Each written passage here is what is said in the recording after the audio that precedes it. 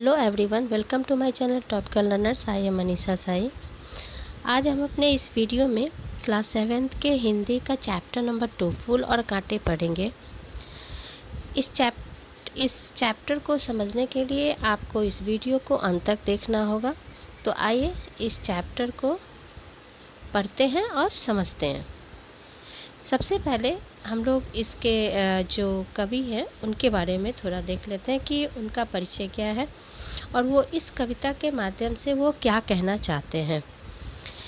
तो इसके कवि का नाम है अयोध्या सिंह उपाध्याय श्री औंध।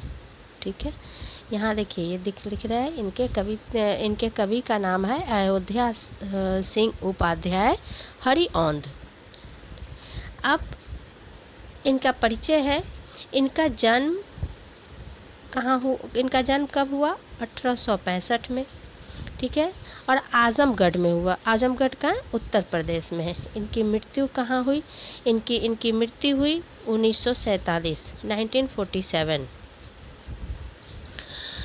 और इनकी जो रचनाएं हैं वह रचनाएं हैं क्या? तो प्रिय प्रवास, पद्य प्रसून, वैदेही वनवास, अध खिला फूल, प्रेम कांता आदि, ये इनकी रचनाएं हैं। अब अयोध्या सिंह उपाध्याय जो है ये खड़ी बोली जो है खड़ी बोली हिंदी के जो है ना ये मतलब बहुत अच्छे कवि हैं। ठीक है, और इनका जो है इनमें बहुत अच्छा स्थान भी है ऐसे कवियों में। और हिंदी के ये क्या है, मतलब आधार स्तंभ है। हाँ, हिंदी इनकी जो है काफ़ी अच्छी थी। और इस कविता के माध्यम से वह यह बताना चाहते हैं कि व्यक्ति के व्यवहार को लेकर उन्होंने इस कविता में बात की है। उच्च कुल में जन्मे व्यक्ति का दूसरों के प्रति व्यवहार यदि उचित नहीं है तो उसकी कुलीनता उसे समाज में सम्मान नहीं दिला सकती। हमेशा इस बात को याद रखना चाहिए कि मनुष्य जो बहुत बड़े कुल में जन्म लेता है, ठीक है, उससे वह बड़ा नहीं होता, वह अपने कर्मों से बड़ा होता है। तो इस कविता के माध्यम से कवि इन बातों को स्पष्ट करना चाहते हैं।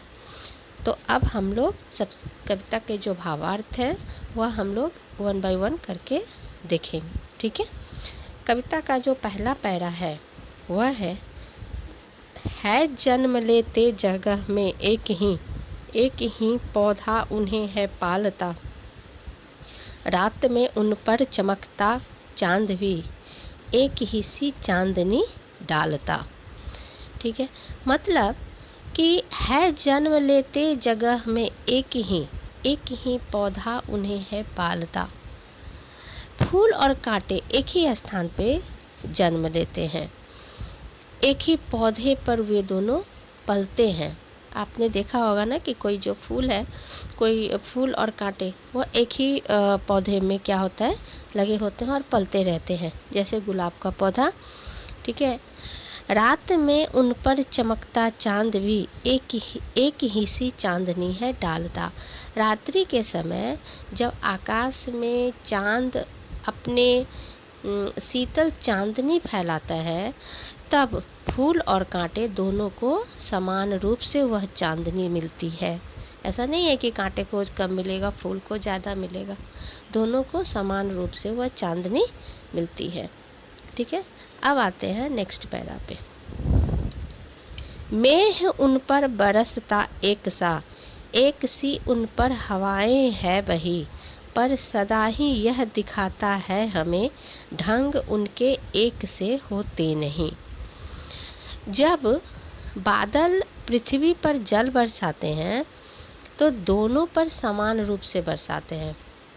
जब प्यारी हवा भी बहती है तब भी दोनों के ऊपर समान रूप से बहती है, परंतु एक जैसी परिस्थितियों में पलकर भी फूल और कांटे का स्वभाव एक जैसा न होकर एकदम अलग होता है।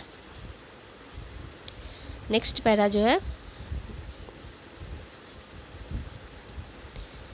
छेद कर कांटा किसी की उंगलियां, फाड़ देता है किसी का वरवसन।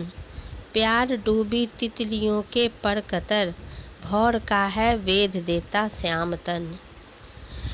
कांटा किसी की भी उंगलियों को छेद कर घायल कर देता है, किसी के सुंदर वस्त्र फाड़ देता है।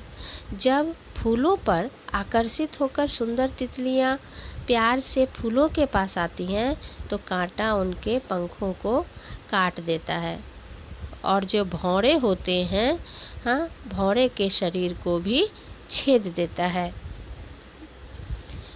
फूल लेकर तितलियों की गोद में, भौरों को अपना अनूठा रस पिला। निज सुगंध और निराले रंग से, है सदा देता कली जी की खिला। दूसरी ओर फूल जो है वह तितलियों को प्यार से अपनी गोद में जगह देता है, भौरों को भी अपना रस पिलाता है। अपनी मधुमाती सुगंध और रंगों की निराली छटा से सभी के मन को प्रसन्न कर देता है। खटकता एक सबकी आँख में, दूसरा है सोहता सुर शीश पर। किस तरह कुल की बड़ाई काम दे, जो किसी में हो बड़प्पन की कसर। अपने व्यवहार के कारण कांटा जो है सबकी आंखों में खटकता है। स्वाभाविक है, अगर आप कांटा से सभी दूर रहते हैं, ठीक है, जबकि फूलों को देवताओं के शीश पर चढ़ाया जाता है। यदि हमारे काम अच्छे न हो तो हमारा उच्च कुल में जन्म लेना हमारे किसी काम का नहीं आता। अभी गुलाब का फूल है, गुलाब के फूल में कांटे होते हैं। आप गुलाब के फूल भगवान को चढ़ा सकते हैं, कांटे को नहीं चढ़ाते। तो कहने का मतलब है कि आप भले ही अच्छे कुल में जन्म लिए हों, लेकिन आपके कर्म ही आपको महान बनाते हैं। आप अच्छे कुल में जो जन्म लिए हैं वो आपको महान नहीं बनाते, ठीक है। तो ये था आपका भावार्थ। अब हम लोग आते हैं शब्दार्थ पे।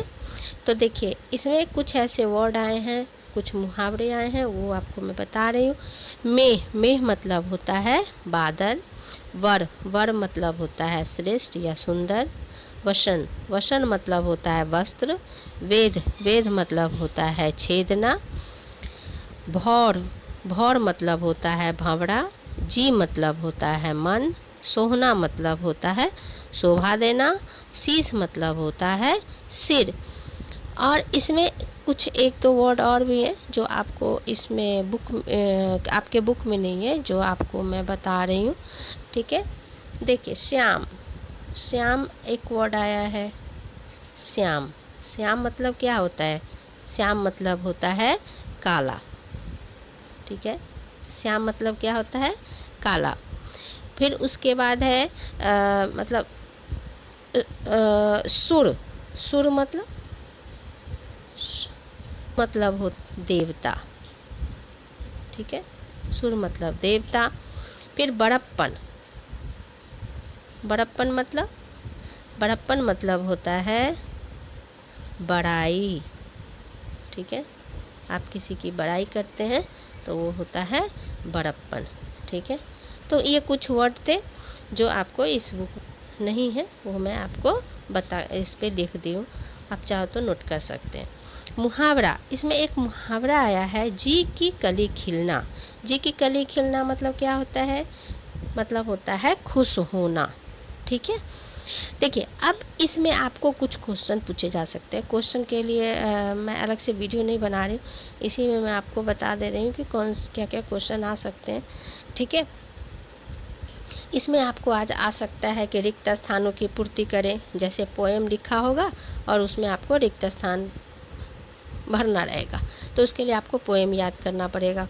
दूसरा है कि इसमें क्वेश्चन रहेगा, जैसे क्वेश्चन आपको एक शब्द में उत्तर देने रहेंगे, जैसे फूल किनको गोद में लेता है, तो फूल तितलियों को गोद में लेता है। बड़प्पन की कसर रह जाने पर क्या काम नहीं देती, तो बड़प्पन की कसर रह जाने पर फूल की बड़ाई काम नहीं देती। कौन एक सा बरसता है? तो मेघ एक सा बरसता है। क्वेश्चन रहेगा फूल किसको रस पिलाता है? तो फूल भंवरों को रस पिलाता है। ठीक है, तो इस तरह के क्वेश्चन जो है एक एक वर्ड के आपके आ सकते हैं, और बाकी तो है आपके बुक में जो नीचे क्वेश्चन है, ठीक है, वो देख लीजिए। क्वेश्चन में आपका जो है रिक्त स्थानों की पूर्ति करें, ये आपका आ सकता है। यहाँ मैंने जो बोला आपको वो क्वेश्चन है, ठीक है। उसके बाद है जैसे यहाँ पर है लिखा हुआ कि भाषा की ओर पुष्प, पुष्प मतलब फूल। उसके बाद है रात का दिन, तो आपको ऐसे ही करके यहाँ पर जो है आपको भरना है, ठीक है, वर्ड। तो ये आप भर सकते हैं। चंद्रमा, चंद्रमा का चांद, वायु का हवा, बादल में, वस्त्र का वसन, प्रेम का प्यार, शरीर का तन, ठीक है। तो इस ढंग से आप इसमें भर सकते हैं। उसके बाद है, हाँ हो गया, ये ख़त्म हो गया। अभी ये आपको और कुछ नहीं करना है, इसमें आपको लिखना है कि निम्नलिखित वर्णों से समानार्थी और विरुद्धार्थी शब्दों की जोड़ियाँ ढूंढो और अपने वाक्यों में प्रयोग करके कॉपी में लिखो। ये जो नीचे दिया हुआ है ना, इससे आपको ढूंढना है, ढूंढ के तब करना है, ठीक है। तो आप यहाँ लिख सकते हैं का फूल हुआ, ठीक है, रात का दिन हुआ, तो यहाँ आप लिख सकते हैं छोटा का बड़ा, यहाँ आप डालिए छोटा बड़ा, ठीक है। मुझे लिखने में प्रॉब्लम हो रहा है क्योंकि क्या है ना कि वो स्क्रीन पे नहीं आ रहा है बराबर, ठीक है। तो आप यहाँ ये कर्स लिख सकते हैं छोटा का बड़ा। उसके बाद इधर आप लिख सकते हैं जय का पराजय। उसके बाद लिख सकते हैं आप, हाँ यहाँ लिख सकते हैं जल का पानी, हाँ, और रास्ता का मार्ग, ठीक है। अब इसको आप वाक्य में प्रयोग कर सकते हैं, ठीक है। तो आई होप आपको ये वीडियो समझ में आ गया होगा, और आप ये टॉपिक भी अच्छे से समझ गए होंगे। तो मिलते हैं हम अपने नेक्स्ट वीडियो में एक नए टॉपिक के साथ। तब तक के लिए थैंक यू वेरी मच।